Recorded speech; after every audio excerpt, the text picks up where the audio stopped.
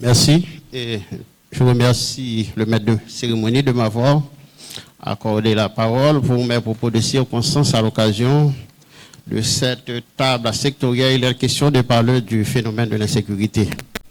Je dois d'abord commencer par saluer tous ceux et celles qui sont ici, en particulier le directeur général du ministère de la Défense, le secrétaire d'État à la sécurité publique, le lieutenant général Gabriel, vous êtes salué général. On salue les représentants du CSPJ qui sont ici dans la salle, le conseiller Wando Saint-Villiers, le conseiller Timogène. On salue le commissaire du gouvernement près le tribunal de première instance, Maître France Moncler. On salue Maître Gédéon Jean, directeur exécutif du Centre d'analyse et de recherche des droits humains, qui a pris l'initiative d'organiser cette table sectorielle. L'OPC, par l'organe de Maître Fadia Saint-Ville. On salue les organismes de défense des droits humains qui sont ici, dans cette salle. En particulier, je remarque la présence du père Gardi Maisonneuve du Saint-Carl-Levesque. On salue la presse parlée, écrite, télévisée et les médias en ligne. Je dois dire qu'il m'est cher l'honneur de prendre la parole ce matin à l'occasion de cette activité organisée par le Centre d'analyse et de recherche en droits humains. Comme il est dit dans le document, c'est un espace de discussion et de concertation sur les enjeux de la lutte contre l'insécurité. Au cours de cette activité, il est question de dialoguer, de s'engager pour voir dans quelle mesure on peut combattre le phénomène de l'insécurité.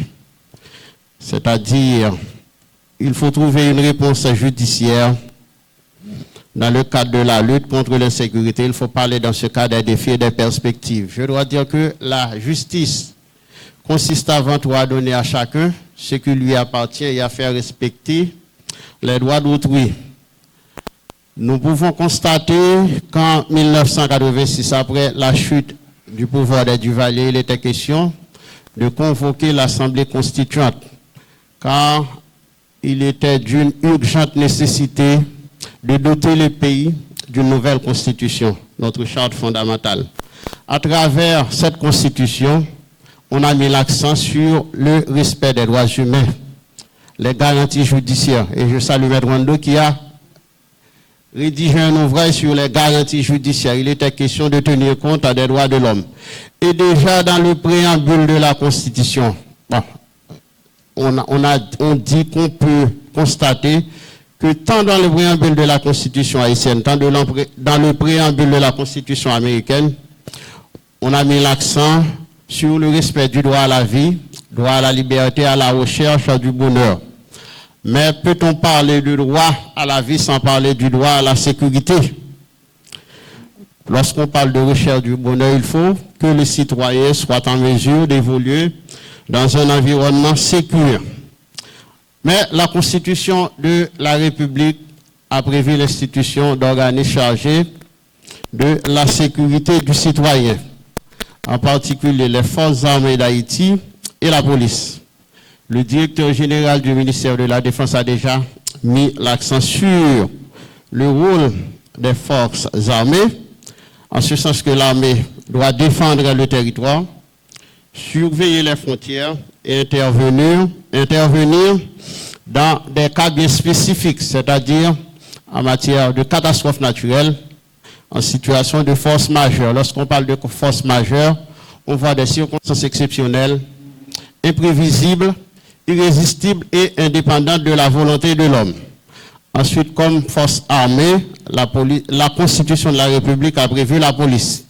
Et il est dit au terme de la loi, de l'article 7 de la loi du 29 novembre 1994, portant création, organisation et fonctionnement de la police nationale d'Haïti, que la police est l'auxiliaire des pouvoirs publics, c'est-à-dire la police doit travailler en étroite collaboration avec les autres entités pour faire en sorte que la paix règne dans la cité.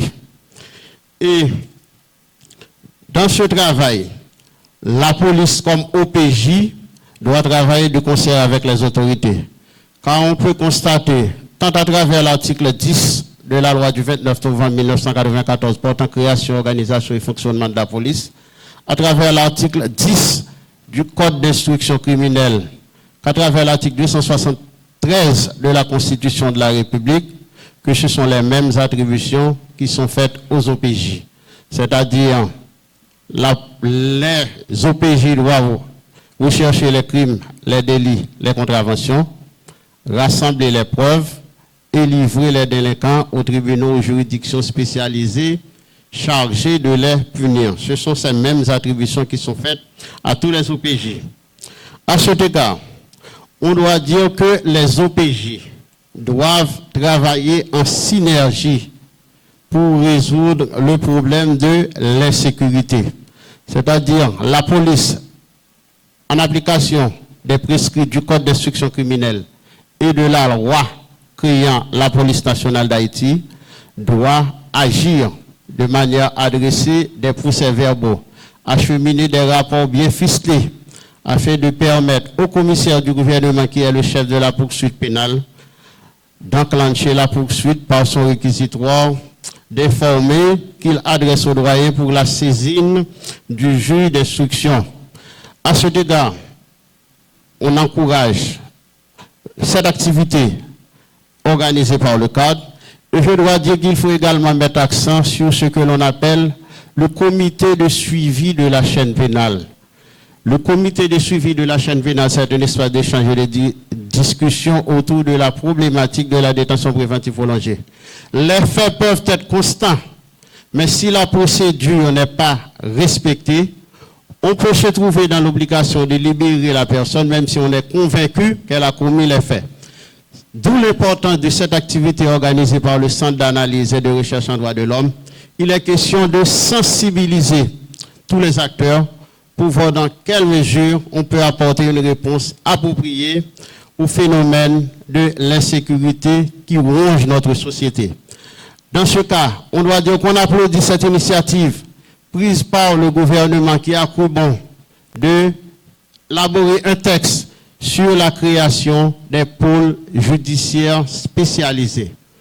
On doit dire que le criminel, c'est un microbe qui ronge la santé du corps social.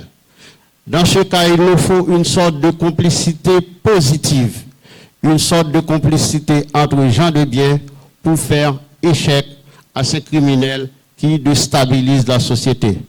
Dans ce cas, on doit, à travers les discussions qui vont avoir lieu, dégager des pistes de solutions pour voir dans quelle mesure chaque acteur peut jouer sa partition afin que dans les jours à venir ou dans les prochains mois, on parle de l'insécurité comme un souvenir.